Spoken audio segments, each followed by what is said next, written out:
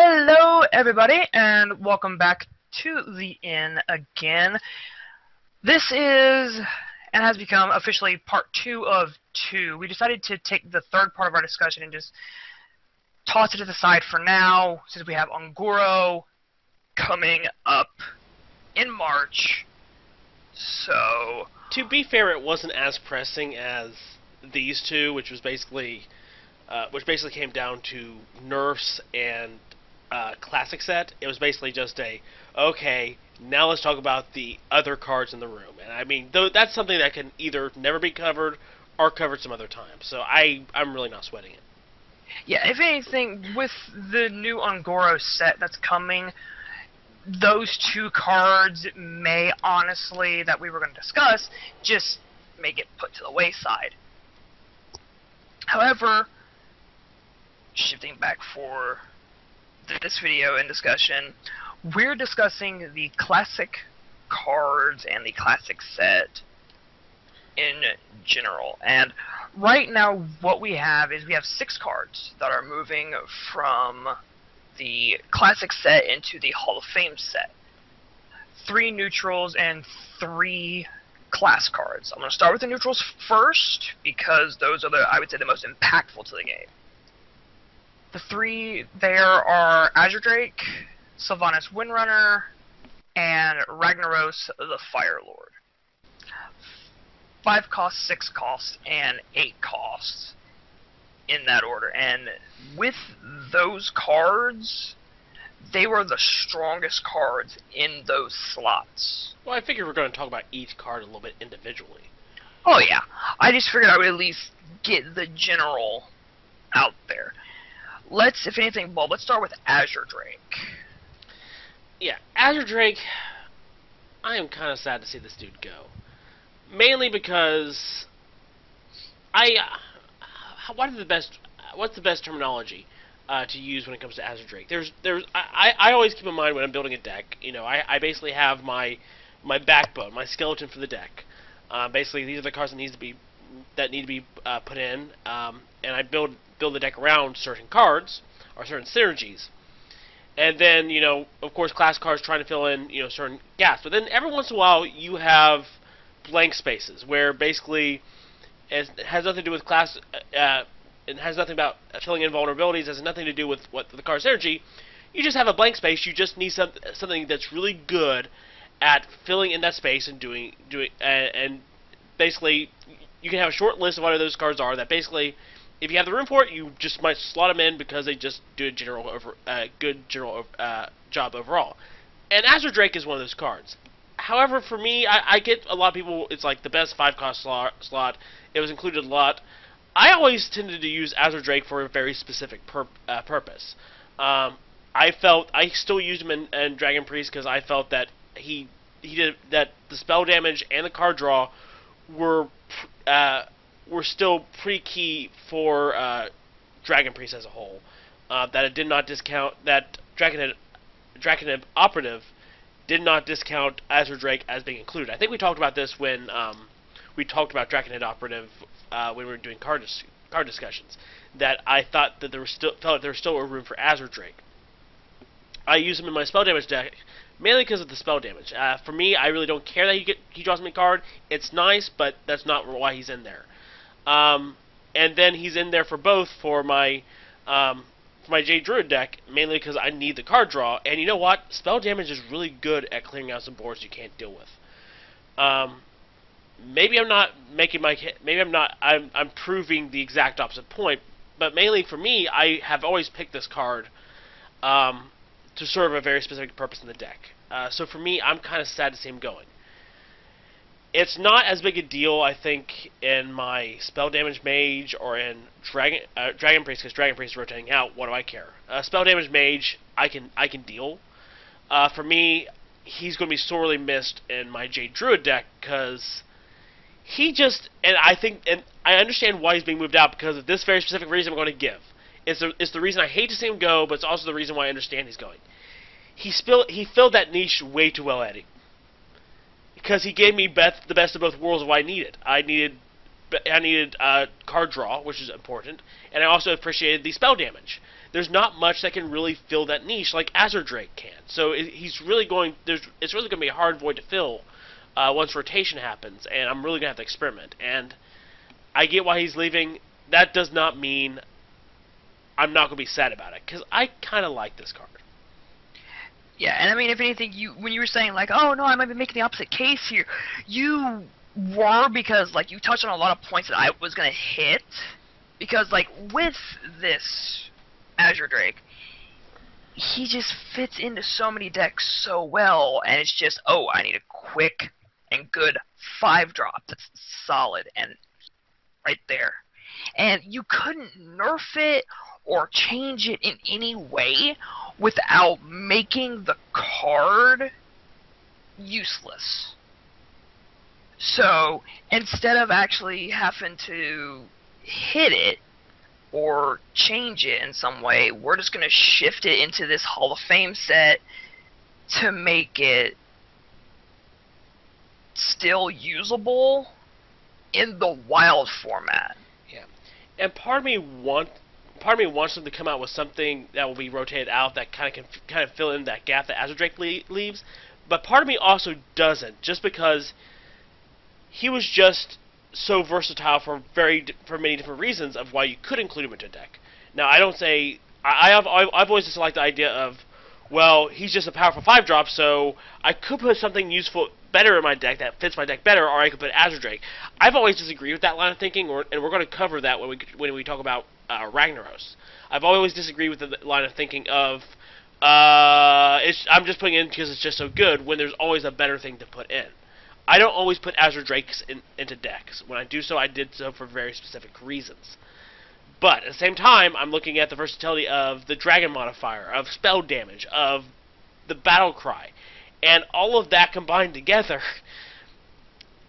There's never going to be really anything like it. And while part of me wants to see at least the combination of spell damage and Battle Cry come back, part of me also doesn't, because I think that is what caused the problem with Azure Drake in the first place. Not really the problem that caused the issue. So I don't think I'm not sure those I don't think that really works that really works together to make a very versatile card, or not versatile, but a very well-designed card. And while I love this card, I think we need to stay away from this particular combination. Yeah, and if anything, going forward, we never know what's going to happen when it comes to this new stuff that's going to be coming out. They could print an incredible 5-drop that's a neutral that fills the slot, but it won't, or excuse me, but it may not have the same effect, or at least the same impact that Azure Drake did. Yeah. So, next we can shift to Sylvanas Windrunner. Man, this one. On one end, I'm sad to see her go, because she's one of those nice, solid 6-drop cards that you can see. Basically, you just shift her into every deck if you just want to have a solid 6-drop. But I understand that's the reason why she's leaving, is because it's just, oh, I'm going to drop her on turn 6. Okay, opponent, deal with it. And if you don't have a response to it, if you drop something stronger on your side of the board, I'm just going to take it. Because I can just go drop her for 6, and if I want to, I can use Shadow Flame to wipe the smaller stuff on your board to be able to get the bigger thing, or Shadow Word Death it to be able to just mind control it, or just whatever I would want to do with it. But it was just that card that anytime you saw her dropped, it was an immediate, I better have an answer for this, or the tide goes to my opponent. And it's like, okay, that's gotta go, and that's gotta be moved. So, well, here's the thing. I'm going to... Part of me understands the argument, which the argument is, it's much better mind control. Part of me understands it, but I'm also going to call bullcrap. Mainly the reason why. Mainly for this reason. Okay, Ragnaros. I get why Ragnaros is being rotated out. Basically, the effect is just is something that is not really a neutral effect. If you're going to have a long running neutral legendaries in the classic set in your evergreen set, then they need to have kind of, how do I want to put it? They need to have very basic abilities. They need to be good. They need to be legendaries, but they need to have basically ground stat basic abilities. Ragnaros, that's not the case. Sylvanas is the case. Sylvanas' Death Rattle is a very ground level basic ability. I don't think it's too good. I don't think it's too bad. I think it's just kind of what you want to see in a legendary that's going to be in your evergreen set. I think it's perfect for the evergreen set in that regard. I also do not think that it is a must-have in every deck. People do not treat this like a must-have in every deck. It fits in certain decks very well. Normally, your more control type decks. If you're building Death Rattle, they put them in there. Anything that likes to just snatch. Basically, it fits to certain deck criteria very well. But other than that, the argument of, well, if we have a 6-cost slot card, we have to think, is it better than Sylvanas? That does not work. It works for Azure Drake, it works for Ragnaros, it does not work for Sylvanas. Because there are a ton of really, really good 6-drops, and a ton of really, really good 6-drop legendaries that are much better than Sylvanas, and are must-haves. Must-haves are includes in decks if you're trying to think of something for the 6-cost card slot. I'm going to give you an example. It's not from the classic set, but I will give you an example. Emperor Therusian. If it came down between Sylvanas and Emperor Therusian, you had to pick one. You pick Emperor freaking Therusian every single time. Heck, I would even argue that Cairn is more of a almost auto-include over Sylvanas just because he's sticky. There are better 6-slot minions in every situation. Sylvanas is very much a deliberate choice when you are building a deck. It is not a universal choice. It is a deliberate choice. In fact, it's not a card that you see in every deck, like Azure Drake can be, or Ragnaros especially can be. So, I'm really when I'm comparing with all the other cards, I'm really having a problem with Sylvanas rotating out because I think her ability is just so basic. It's an ability you really want to see stay in the classic set because it's a baseline ability.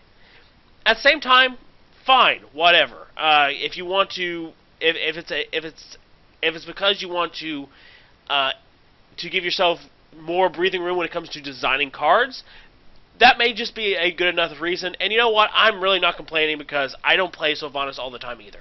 Again, I make very deliberate choices about playing Sylvanas. And I've had many times where I thought that I want Sylvanas in a deck, and I just had to go, she just doesn't work. I feel she's situational. I feel her effect is a lot more basic than people are giving credence to. She's really easy to deal with, and she's not included in every deck. And there's always going to be a 6-cost card or 6-cost minion that's way better than her. So yeah, I really don't get this choice, but whatever. I'm not complaining. If anything, maybe with some of the Un'Goro stuff shuffling in, we'll see what could potentially tip in the favor of them rotating Sylvanas out. Yeah. Sylvanas was a good control card. Or a good control minion that anybody could have. I'll be sad to kind of see her go for that reason. Yeah. I'll be a little sad to see her go too. But what do I care? I mainly play her in wild decks anyway, so what do I care? So she's already got her home for you. I'm going to tell. Like I said, I've made decisions. Like my main Death Rattle deck, as you know, is called Necromancer. It's a Warlock Death Rattle deck. It's filled to the brim with Death Rattle minions. Sylvanas has had a spotty history with that deck, where I've actually repeatedly taken her out of the deck or put her back into the deck, mainly because I don't feel she's consistent enough. So that's why I have even argued that in a lot of cases Sylvanas may not be the best pick for a deck. Kind of like how I've had a spotty history with Moat Lurker in that deck. It's just you have to understand, you have to realize whether a card is a good fit for your deck or not. If it just isn't working out, no matter how quote-unquote good it is, you take it out and you put something that's better into your deck. Most certainly. I do know, if anything, with Ragnaros. On one end, I'm a little sad to see him rotate out. On the other end, I'm not sad to see him rotate out. Like, he's becoming an elemental, which, that's the discussion for Ongoro, so I'll save it for that. But, he is just that 8-drop. That if you're looking at a deck, depending on what it would be, it's like, oh, I need a late game finisher, or at least something to drive home the late game. Thunk Ragnaros. Let's go. And play ball. Or the Monopoly ball, in a sense. And just see how many fireballs he can throw before my opponent decides to deal with it in some way. Because, okay, sure, I'm going to silence that. Oh, wait, now he just becomes an 8-8 beat stick. With Ragnaros rotating out, I won't be sad because we're taking some of the RNG element out of seeing, like, okay, is he going to hit me in the face that's going to cause me health problems down the line, or is he going to shoot that minion that I need to be able to keep on the board to be able to protect myself from damage going forward, or being able to use it to be able to get rid of him. Bye, Rag. I am and am not going to miss you. Yeah, I'm kind of going to miss Rag. Mainly, number one, the elemental tag. It's kind of a shame that he's getting an elemental tag and then they're going off into the wild corner with you. We don't need you. Bye bye bye bye. That's kind of shame. Also, mainly for me, it's a shame because I have a Paladin deck that's called Everything Is Coming Up Ragnaros. Eddie is familiar with this one. Yep. It's just a hoot to play. And mainly, it's a unique deck idea. It's fun. In fact, I beat a Jade Druid with it today. Double Ragnaros to the face. But, you know, I had the hope of playing him through next year's rotation, playing that deck in Standard through next year's rotation, with Whispers rotating out, and then the whole thing could rotate out together. And with Ragnaros being a key part of that deck, that just means that that deck really didn't get as much time to shine as I thought it would. So the whole deck's gonna be rotating out. So I'm kind of sad about that because I wanted it to have more time in the sun when it came to Standard. So yeah, that saddens me. Yeah. And I know that one of the reasons they've given for it is that it was restricting design space in the ACOS slot. And I know Eddie and I actually had a discussion about this, and I called bullcrap on it. Because Eddie and I, we actually went out, we plotted every 8-cost minion in the game, both in Wild and Standard. We focused on Standard first, and then threw it in Wild. And what we found, Eddie, was that there are 8-cost legendaries that are just as good as this. There are a few 8-cost legendaries, but the main problem being, is that Team 5 has not tried making a decent 8-cost legendary since Goblins vs. Gnomes. They just haven't done it. They have made mediocre 8-cost legendaries. They made 8-cost legendaries that are either situational or just completely useless. They're not making good legendaries. Because we went back and because we talked about the standard stuff, we started naming off the good 8-cost legendaries. And then we went back to Wild and discovered that every 8-cost minion that had rotated into Wild last year were very, very usable and very, very viable, and a lot of times were a lot better than Ragnaros. It was shocking. Yeah, which ones did we really hit that you can at least name off the top of your head. For in standard or wild?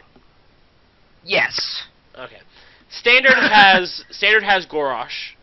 So it has Gorosh. It has I'm trying to think of, because there were several of them.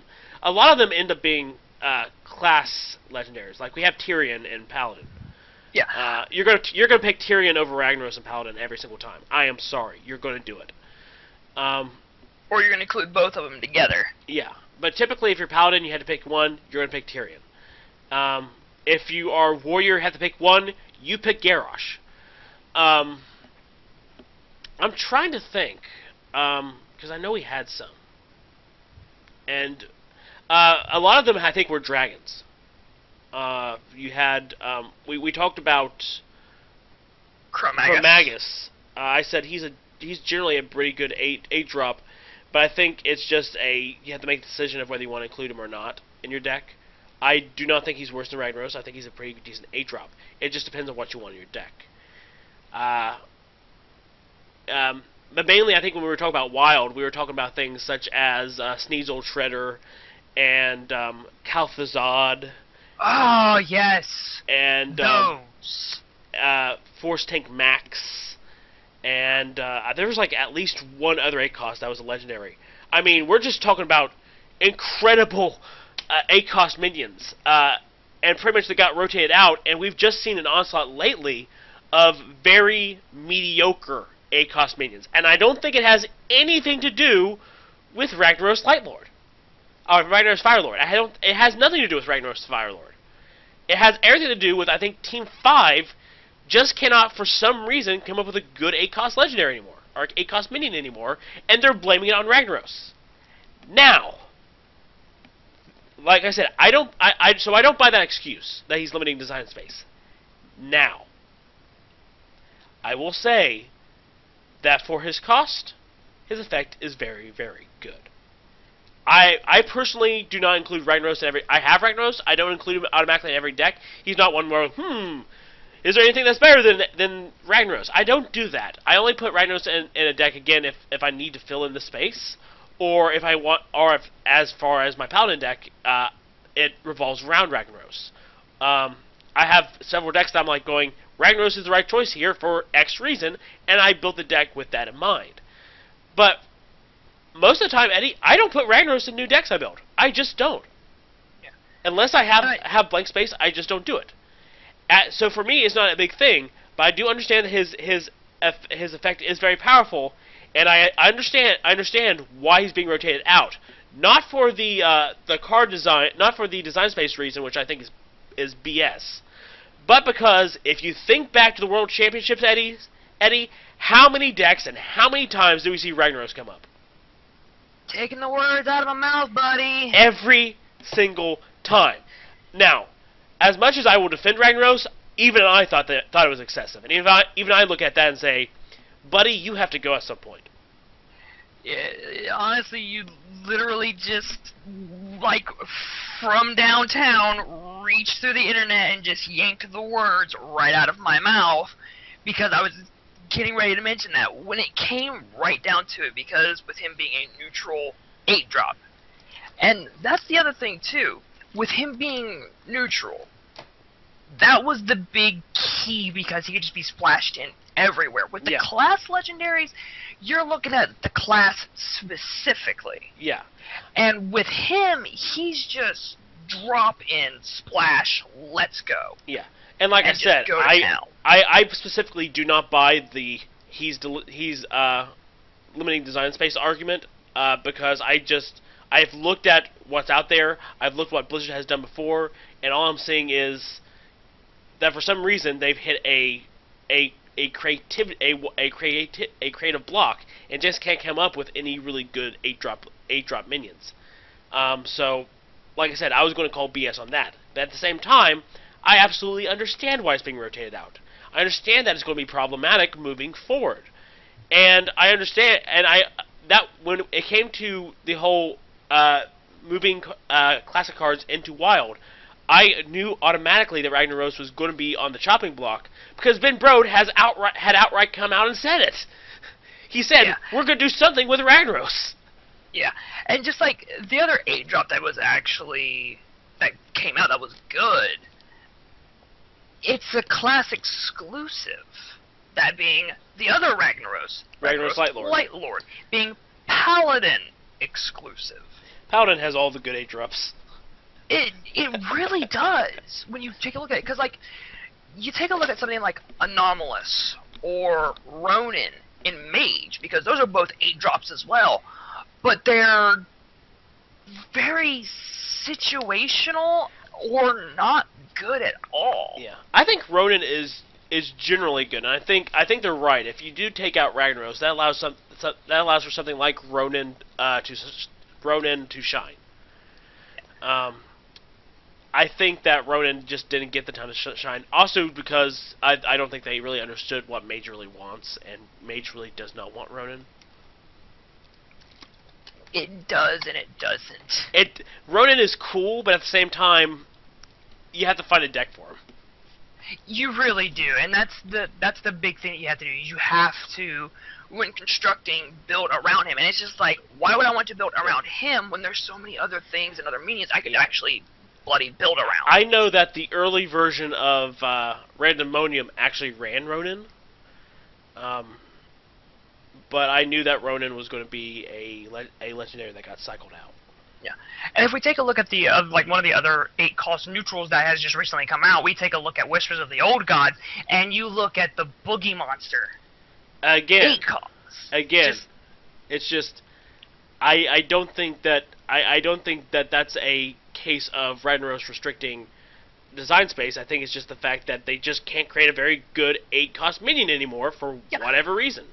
I was actually getting ready to mention that, was just that with the Boogie Monster, it's just, why would I run this? This thing is garbage. I summon it. It drops in. I have to wait a turn to see if I can actually get its effect to go off. And then, if I'm lucky, I can actually make use of it by just going, alright, I'm going to poke that minion, kill it, and it gets +2/+2, but I got to poke the minion for its effect to go off. I mean, that's not even as good as Gruul, which is also an 8-cost legendary, by the way. Gruul's just, here you go, here's this, take it, and just grow. Boom, boom, boom. And Gruul's not played either, but it's better than the Boogie Monster. And why are we on this topic? We were mainly on the 8-cost slide, so if anything, I'm going to shift to the class cards that are rotating out and going into the Hall of Fame. We have Ice Lance, Power Overwhelming, and Conceal. And the one I want to start with first is the Rogue's card, Conceal. Because that thing is annoying, and I can't wait for it to rotate out.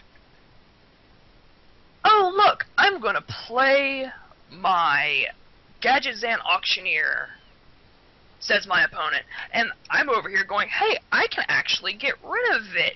I'm going to go bonkers and start drawing crap, lol, lol, lol, and then hide it. You can't interact with it. Oh, it's my turn again because you couldn't actually do anything with it? I'm just going to keep blowing spells and doing stuff. And then, if I don't get my win condition, I'm going to conceal it again, so you still can't interact with it. Oh, 30 damage to face? Cool, I win! It's so annoying, and it's so good that Conceal is finally leaving. Just, especially when you put a Van Cleef behind that shadow, and I know I can get rid of it because I have the response in hand, and just being able to hide the little bastard. Just go. Get out of here. Go, Bob. Yeah, I mean, I agree with everything you say. I agree that this was the problem card, not Gadget Zan Auctioneer. And I understand why why they didn't even decide to rotate Gadget Zan Auctioneer out, because they just introduced some archetypes that really depend on him, so they're not going to do that. Plus the fact of, really, when you're honest, it's really not Gadget Zan Auctioneer that's the problem, it's the fact that they're hiding it. If they cannot conceal anymore, then you can take care of the problem.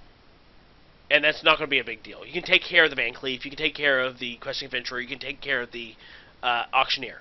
It was always concealed that was a problem. It made it non-interactive, and the thing is, and this is one of the problems I just was growing tired of Hearthstone within the past month or whatever.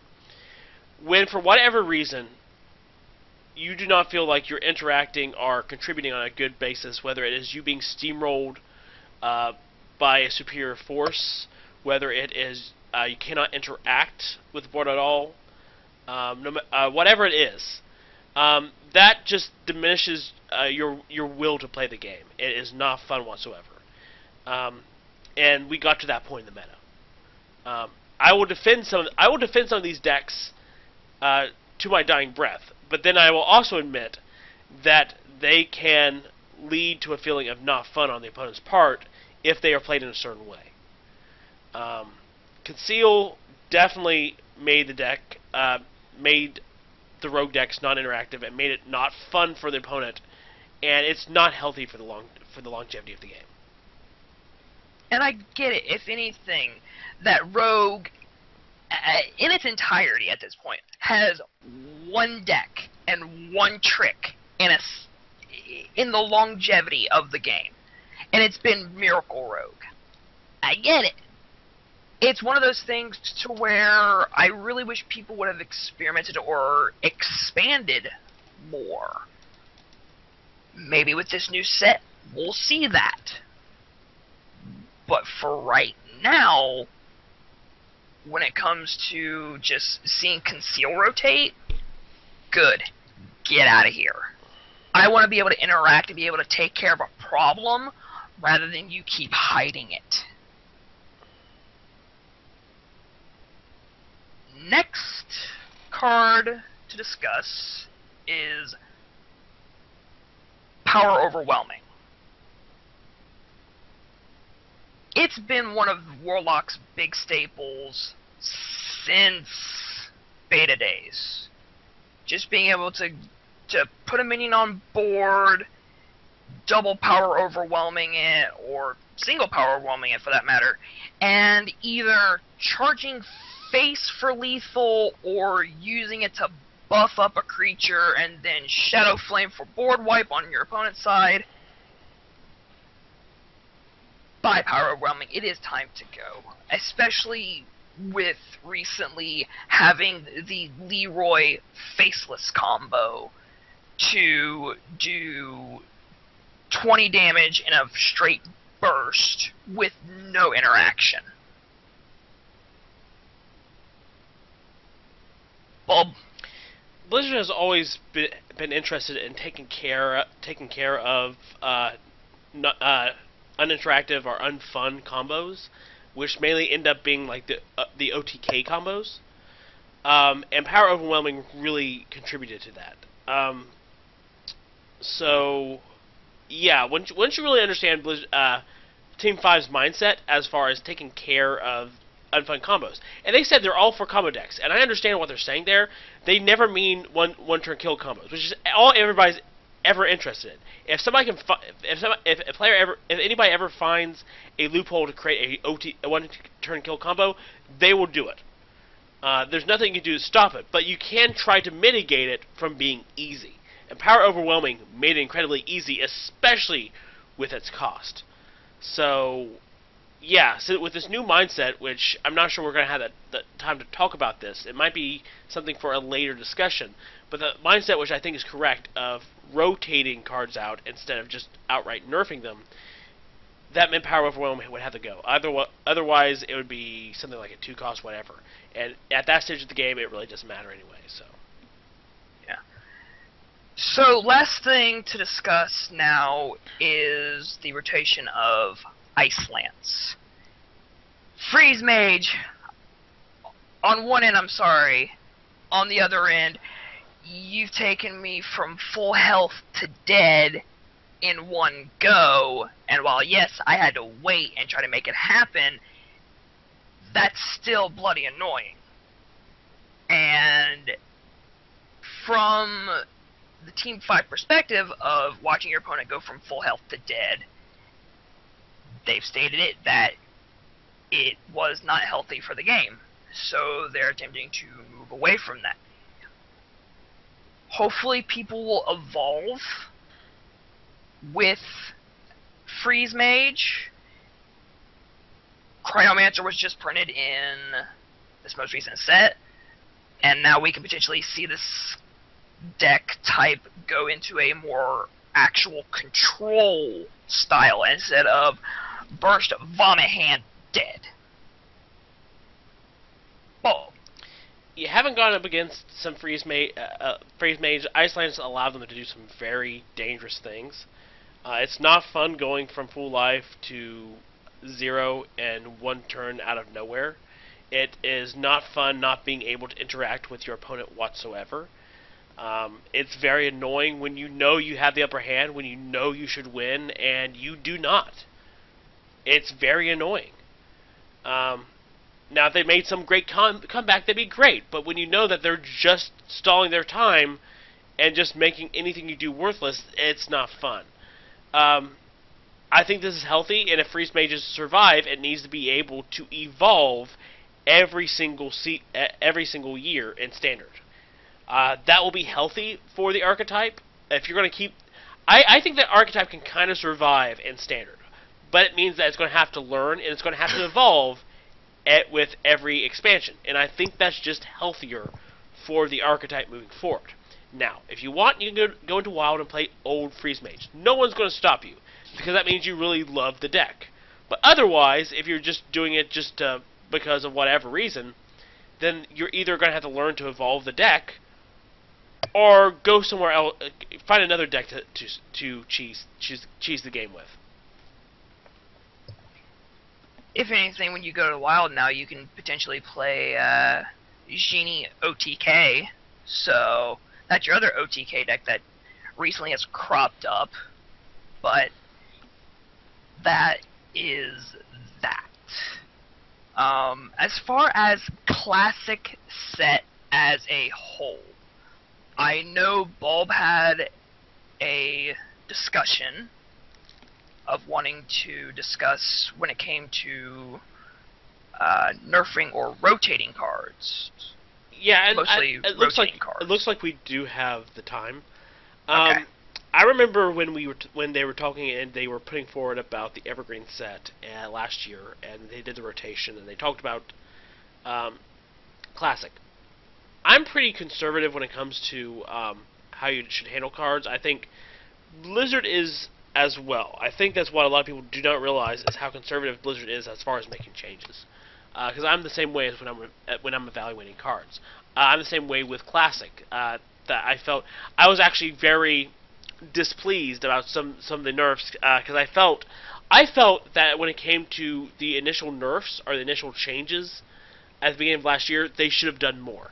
Because my whole thing was, take care of all of your problems with Classic now. If it's going to be an evergreen set, you should not make changes every single year when it comes to nerfs. Take care of all of your changes now and be done with it. And so I made a big case about that. I felt that they didn't go too far. And at the time, I was okay with what they were doing because I felt strongly, Eddie, that Classic was good. I've done some reading. Since then, I've listened to some opinions, and I've started to change my tune. I now agree with Brian Kibler a lot more, that I feel that the continual existence of Classic is going to be unhealthy for the game. I feel that when it comes between nerfing and rotating, I feel that rotation is the best possible answer because it allows players to continue to play the decks that they like. I think that Blizzard probably should have listened to what Kibler said when they were initially talking about Standard, and should have just done away with Classic. Should have kept basics, but done away with Classic altogether, and rotated the entire set out. I've gone from basically being a proponent of let's keep Classic as an evergreen set to basically saying, here's what you do, is you create a set and just call it core, and change it at the beginning of every Standard year. Change what's in there. You can tailor it every single year. I think that's much healthier. You can keep the cards from Classic that you really want to stay in Core, and you can adjust it from year to year. That would allow you to pull older cards from past sets back into Core for a while if you think that they will go along with what you're planning for the year. I just think overall that will be healthier for the game. Just have a core set that's like of X amount of cards, and you change it at the beginning of rotation every year. I think that's much healthier. Blizzard, I think, are a lot more conservative on this than even I am. Because over this year, like I said, I've come around to seeing how just having standard classic be always evergreen is a bad idea. I think that they're just stuck on the idea. They're just stuck with the idea of we must have classic. We must keep classic. Classic can never go away. Even if we rotate stuff out, classic must stay. That's stuck in their head. Even if when everybody, and it's gone to the point, Eddie, that at this point, like I think this has just been a movement that's been in the entire Hearthstone community. Like at the beginning of the rotation, I think a lot of people were like me, just nerf some cards, be done with it. But I think more and more people have come around to this view of thinking of just rotate this entire set out. Just do it. More and more people are coming around to the idea of it would be better to have a core set over a classic set that you either nerf or rotate parts out of. And are putting cards into the classic set. I don't think cards should ever be put into the classic set. That's why I said I'm all for a set that's just called a core set. Call it, you could call it Year of the Mammoth core set, or Mammoth core set, or whatever you want to call it. But a core set that you change from year to year. Blizzard right now is stuck with this mindset of we have to keep classic. And that is going to hurt them in the long run. They have to get out of that mindset. I think they're starting to edge to it, but they're doing it way too slowly. I think they're going to understand. I think in the long run, for the health of the game, they're going to have to do this. This is a good start. Rotating cards out of Wild. I think they should rotate some more out, but you know what? This is a good start. Another good thing has been brought up by Kubler. I agree with this. Rotate some of your problematic cards. Instead of nerfing cards, take all the cards that have been nerfed, take the problematic cards that were sticking around that have been nerfed, rotate them back into Wild, and as long as it's healthy for Wild, I'm going to make the stipulation because there are some cards I think should stay nerfed. Very few, but there are some. But as long as it's very, very safe, reverse the nerfs, because I think it will be healthier. I would like to see Leper Gnome, for example, rotated into Wild to have the nerf reversed to make it a 2/1 again, and that would make other cards such as Mechgineer Thermoplug viable in Wild. Right now, that the nerf in Standard killed a card in Wild. We cannot have that. That's why I said you should reverse the nerf. I am also all for Warsong Commander being rotated into Wild and having the nerf reversed, because I think in Wild you can come up with a lot of really cool deck ideas with that card. But just overall, you can rotate, instead of just nerfing these cards, you can take a lot of these cards that you nerfed last year, rotate them back into Wild, and reverse the nerf. Heck, I'd even say some of the cards that are rotating out naturally, Eddie, once they rotate into Wild, maybe consider reversing their nerf. Like, I would not mind them reversing the nerf to Tuskar Totemic once it rotates back into Wild. It's in Wild at this point, who cares? I don't think it's going to be as unhealthy, especially since it's going to have a much wider pool of totems to draw from. That's something I think they should keep in mind every single time they rotate cards into Wild, would be, now that it's rotating to Wild, is it a good idea or not to undo the nerf? I think they need to do that. I think they just need to consider doing away with just changing how they're doing things. I think Hall of Fame is a half measure. We're not there yet. Hopefully we can get there in another year or so. But we're going to continue to see problems until Blizzard gets the whole idea of Classic must stay, Classic must be evergreen out of their heads. Yeah, and there's definitely that's a very long discussion for sure. And I went through and I made a list of things of cards I would either like to see rotated or just changed, for that matter. Yeah, let's Like- talk about changes. Let's say Norse Dormu. That card needs to be changed. That was at the top of my list.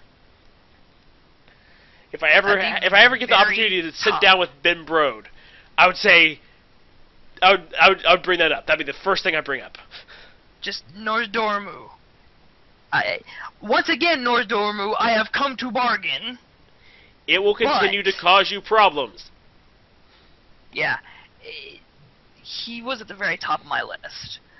I would like to see Ancient of Lore rotated into the Hall of Fame and reverted back, because now it's just a useless card. 7 cost, 5/5. I choose one. Same thing. Heal or draw. Yeah, same thing for Keeper of the Grove. Yeah, that's another one that's on my list. Rotate and revert. Kidnapper. That's a useless rogue epic. It's combo. Send a card back to your hand. Get it out of here or make it useful. Force of Nature. Revert that bad boy, rotate it out. I want to see old school crazy ramp druid going off in wild. Because that's what it is. It's a wild playground. Have fun. Molten Giant. Rotate that bad boy. Put him where he needs to be. Now the good news is Ben Brode has actually outright said that they are considering doing that for next year. That's a year away, though. So I that's one think, card. like I said, I think maybe they're just testing the waters here, but I think they should have done a lot more. They should have done definitely a lot more. Blade Fury. That thing. Yeah. For Oil Rogue, rotate it into Wild, let people go wild with Oil Rogue and let them have fun with it. Because that's what basically Wild is. It's this big, giant playground for people. And if you want more support, give it the things that made, when they were originally being played in the standard style, or at least in the standard way, a bit busted, but also fun for people who found it fun. I'm taking a look at Savagery as well. It's a druid spell. It's useless. Completely and utterly useless. Leper Gnome.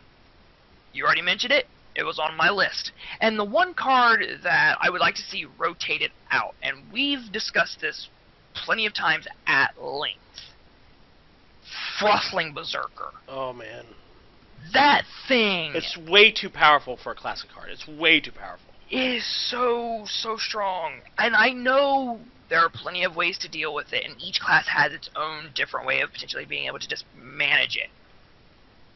But man, when you put that sucker behind taunt and you start throwing little bastards at it, or throwing little from your board things to your opponent's board to be able to get that thing juiced up, if you don't have a way to deal with it, it snowballs so hard.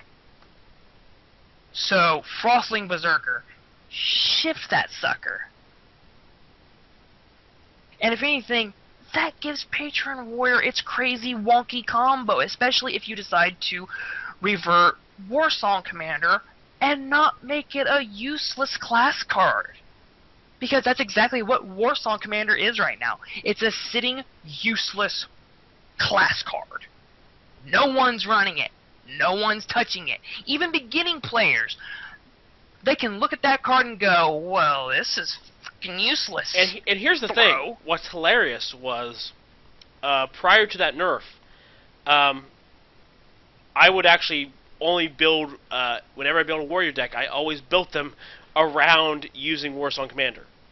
I was obsessed with the idea. Yeah, because you wanted to do your little death by a thousand paper cuts, yes. Yeah.